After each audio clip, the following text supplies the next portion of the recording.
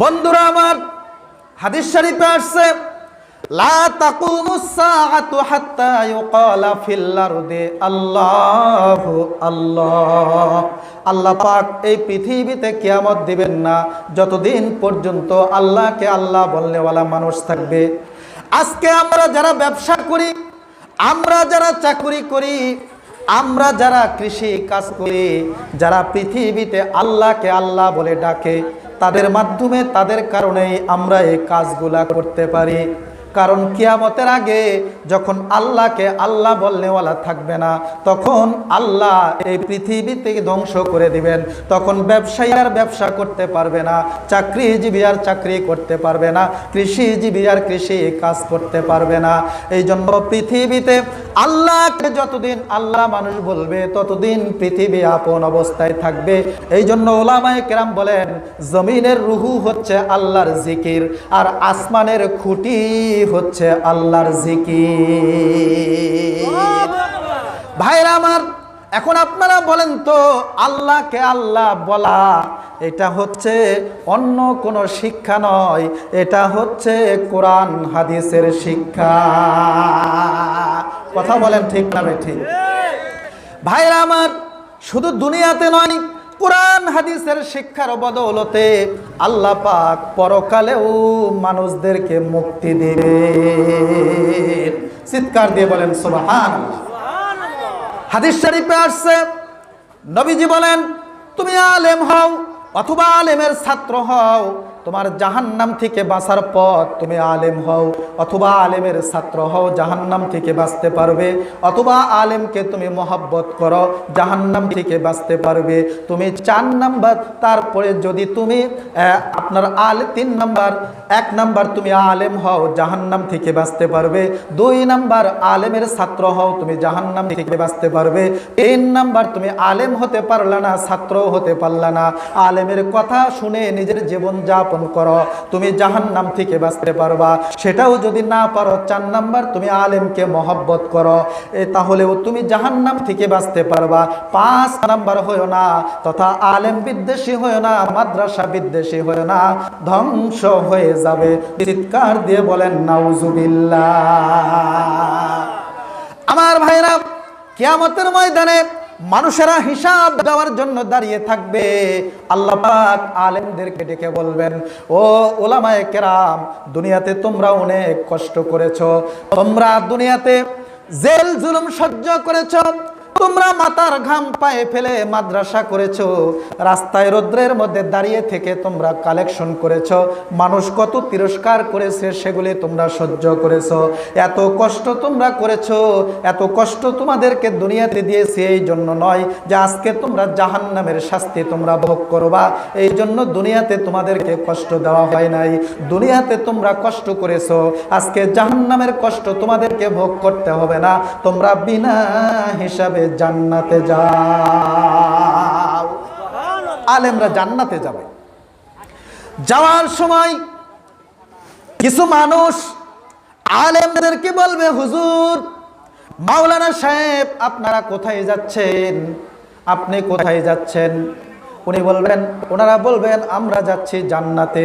ওই লোকগুলা বলবে, দুনিয়াতে তো আমি আপনাকে মহব্বত করতাম, আপনার মাদ্রাসার জন্য আমি টাকা দিয়েছি, আপনাকে 1 বদনা পানি দিয়েছি, আপনাকে আমি চা খাওয়াইছি, আপনাকে আমি মেহমানদারি করিয়েছি, আপনাদেরকে আমি মহব্বত করতাম। আজকে আমি বিপদে পড়ে গেছি, একটু দেখেন তো আল্লাহর কাছে আপনি একটু যদি আমার জন্য সুপারিশ করেন, তাহলে হয়তোবা আল্লাহ আমাকে নাজাত দিবে।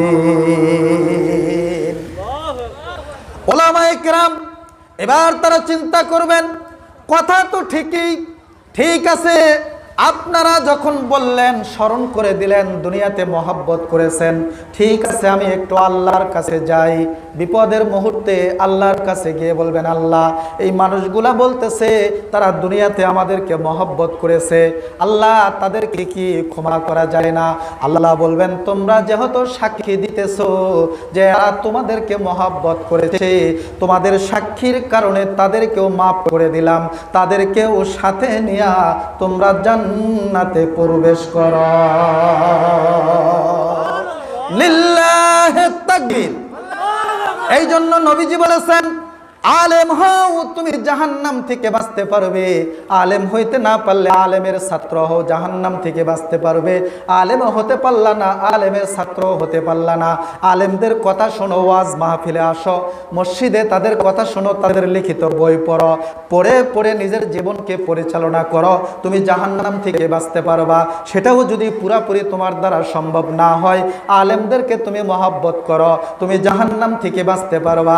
তুমি 5 নাম্বার হয় না, তুমি ধ্বংস হয়ে যাবা। ওলামায়ে কেরাম লিখেছেন, এই ধ্বংসটা কি ধরনের? এটা শারীরিক ক্ষতিও হতে পারে, আর্থিক ক্ষতিও হতে পারে, আবার পরিশেষে হয়তোবা দেখা যাবে যারা আলেম বিদ্বেষী হবে তারা হয়তোবা ঈমান নিয়ে কবরে তারা যেতে পারবে না। চিৎকার দিয়ে বলেন নাউজুবিল্লাহ। কোরআন শিক্ষা করো মুসলিম, কোরআন শিক্ষা করো মুসলিম, কোরআন শিক্ষা করো। নোবেল নাটক ছেড়ে দিয়ে খোদার কোরআন পড়ো। যার সিনাতে আছে কোরআন, নেই কো তাহার ভয়। কোরআন বিহীন হৃদয়খানি শয়তানের ঘর। কথা বলেন ঠিক কিনা? ওয়াজ শুনলেও লাভ, করলেও লাভ, আরো বেশি লাভ আমলে। আমলেও লাভ হবে না নবী প্রেম না থাকিলে, আমলেও লাভ হবে না কোরআন প্রেম না থাকিলে। সুপারিশ করবেন না নবী রোজ হাসরের ময়দানে। কথা বলেন ঠিক না বেঠিক? এজন্য ভাইরা কোরআন শিক্ষা দিব, বাচ্চাদেরকে শিক্ষা দিব, কোরআন শিক্ষা করব, কোরআনের বিধান শিখব, অর্থ শিখব, ব্যাখ্যা বিশ্লেষণ শিখব, মেয়েদেরকেও শিক্ষা দিব। আমি বলতে চাই, এই বাংলাদেশে হাজারো ওলি আউলিয়ারা বাংলাদেশের জমিনে বিচরণ করে। এই বাংলাদেশের জমিনে নিচে হাজারো ওলি আউলিয়ারা শায়িত আছেন। এই বাংলাদেশে লক্ষ লক্ষ মসজিদ আছে, এই বাংলাদেশে লক্ষ লক্ষ মাদ্রাসা আছে। এই বাংলাদেশে সকালবেলা আজানের ধ্বনিতে পাখিদের ঘুম ভাঙ্গে, আজানের ধ্বনিতে মাঝি মাল্লারা তারা তাদের কাজে বের হয়। সেই বাংলাদেশে কোরআনের বিরুদ্ধে কোনো আইন হলে বাংলার মুসলমান শরীরে এক বিন্দু রক্ত থাকতে তা মেনে নিতে পারে না। কথা বলেন ঠিক না বেঠিক? কোরআনের বিরুদ্ধে যে বা যারা ষড়যন্ত্র করুক না কেন, বাংলার মুসলমানরা তারা শরীরের রক্ত দিতে হলে রক্ত দিবে, জেল জুলুম সহ্য করতে হলে সহ্য করবে। কোরআনের বিরুদ্ধে, ইসলামের বিরুদ্ধে যে কোনো ধরনের ষড়যন্ত্র তারা ইনশাল্লাহ রুখে দিবে। কথা বলেন ঠিক না বেঠিক? ভাইরা আমার, ইউরোপ আমেরিকা বানাইতে চায় ফ্রেন্ডশিপ, গার্লফ্রেন্ড বয়ফ্রেন্ড, এইগুলা শুরু হবে, এগুলা শুরু করতে চায়। এই দেশের একজন আলেম, তিনি আমেরিকাতে মাহফিল করতে গেছেন। কানাডা এবং আমেরিকা বর্ডারের মাঝখানে একটা নদী আছে। এই নদীর পারে জোড়ায় জোড়ায় ছেলে মেয়ে বসে বসে তারা তাদের যা করার তারা করতেছে। আলেম এই মাওলানা সাহেব এবং ওনার সাথে আরও কিছু আলেম ওলামারা আছেন, ওনারা আল্লাহর তাসবিহ পাঠ করতেছেন আর মাথাকে নিম্নগামী করে রাস্তা দিয়ে তারা হাঁটতেছে। ডানে বামে তাকায় না, কারণ ডানে বামে তাকাইলে তো বিপদ। এমন টাইমে দুইজন ছেলে আর মেয়ে আসার পরে মাওলানা সাহেবকে বলতেছেন যে, তোমরা যে একা একাই হাঁটতেছ, তোমাদের কি কোনো গার্লফ্রেন্ড নাই? গার্লফ্রেন্ড বোঝেন তো? মাওলানা সাহেবকে বলতেছে, তোমাদের কি কোনো গার্লফ্রেন্ড নাই? ওনারা বুঝাই দিলেন যে ইসলাম বিবাহের আগে গার্লফ্রেন্ড বয়ফ্রেন্ড হওয়া এটাকে ইসলাম সমর্থন করে না। আমাদের ধর্ম এটা আমাদের ধর্ম অনুমতি দেয় না, এটা বুঝাই দিলেন। তো এই বয়ফ্রেন্ড গার্লফ্রেন্ড শুরু হবে, মনে চাইলে একটা আইন করে। এই জন্য আল্লাহও গজব দিছে। একটা গজবের নাম হলো ইফটিজিং, আর একটা গজবের নাম হলো পরকিয়া। এটা উচ্চারণ করতেও অনেক কষ্ট হয়। এই ইফটিজিং আর পরকিয়া বুঝতে আমার অনেক সময় লাগছে। ভাইরা আমার, আল্লাহ গজব দিছে, এখন আইন করছে, নারীদেরকে ইফটিজিং করলে, পরকিয়া করলে এত মাস জেল বা এত বছর জেল। আমার ভাইরা, নারীরা আসবে যাবে ঠোঁট পালিশ লাগায়া অর্ধ উলঙ্গ হয়ে আসবে যাবে যুবকের সামনে দিয়া, আর যুবককে বলা হবে তুমি ইফটিজিং করবা না, তোমরা পরকিয়া করবা না। এই বাংলার জনগণ এই ধরনের আইন, বাংলার যুবকরা এই ধরনের আইন তাদের দ্বারা মানা কোনো দিনও সম্ভব হবে না। কথা কোন ঠিক না বেঠিক? বিড়ালের নাকের ডগায় যদি শুটকি বাঁধে দেন দিয়া যদি বিড়ালকে বলেন এই শুটকি খাবি না, তাহলে কিন্তু 30 বেত। বিড়াল বলবে যে আইন করছে ওকে আগে 30 বেত মার। কয় কেন? কয় অত ব্যাককেল কেন? আমার নাকের কাছে শুটকি লটকায়া আইন করলে হবে? আগে শুটকিকে ঢাকো, তারপরে আইন করো শুটকি খাবি না। কথা বলেন ঠিক না বেঠিক? ভাইরা আমার, আজকে নারীদের মান অনেক কমে গেছে। এজন্য ভাইরা কোরআন শিক্ষা দিব, বাচ্চাদেরকে শিক্ষা দিব, কোরআন শিক্ষা করব, কোরআনের বিধান শিখব, অর্থ শিখব, ব্যাখ্যা বিশ্লেষণ শিখব, মেয়েদেরকেও শিক্ষা দিব। এটা হচ্ছে 2 নাম্বার কাজ। 3 নাম্বার কাজ হচ্ছে অন্তরাত্মা পবিত্র করে দিবেন। বলেন 3 নাম্বার কাজ কি? অন্তরাত্মা পবিত্র করে দিবেন। সম্মানিত ভাইরা, আলোচনা কি চলবে না শেষ করে দেব? আমার ভাইরা, তো 3 নাম্বার কাজ হচ্ছে অন্তরাত্মা পবিত্র করে দিবেন। ভাইরা আমার, নবী আমার অন্তরাত্মা পবিত্র করে দিয়েছেন। সাহাবায়ে কেরামদের কিভাবে অন্তরাত্মা পবিত্র করেছেন দেখেন।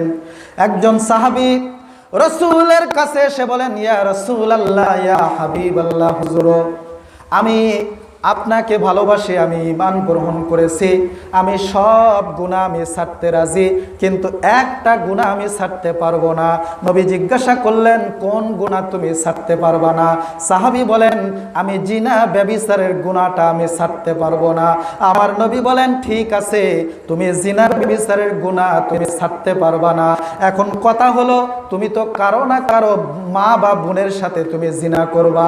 এখন তোমাকে আমি বলি, অন্য মানুষ তোমার মা আর তোমার বোনের সাথে জিনা করুক, তুমি যেমন অন্যের মা বোনের সাথে জিনা করবা, অন্য মানুষও তোমার মা বোনের সাথে জিনা করুক, এতে তুমি রাজি আছো কি না? সাহাবী বলেন, ইয়া রাসূলুল্লাহ, এটা তো আমি সহ্য করতে পারবো না। নবীজি সাল্লাল্লাহু আলাইহি সাল্লাম ইরশাদ করেন, অন্য মানুষ তোমার মা বোনের সাথে জিনা করুক, এটা যেমন তুমি সহ্য করতে পারো না, তোমার আত্মমর্যাদায় আঘাত হয়, তাহলে তুমি আরেকজনের মা বোনের সাথে জিনা ব্যভিচার করবা, তার আত্মমর্যাদায় কি আঘাত হবে না? সেই লোকটা কিভাবে তোমার এই কাজটা সহ্য করবে? এবার সাহাবী বলেন, ইয়া রাসূলুল্লাহ, ইয়া হাবিবাল্লাহ, হুজুর আপনার কথা আমার হৃদয়ে গেঁথে গেছে, আমার বুঝে এসেছে।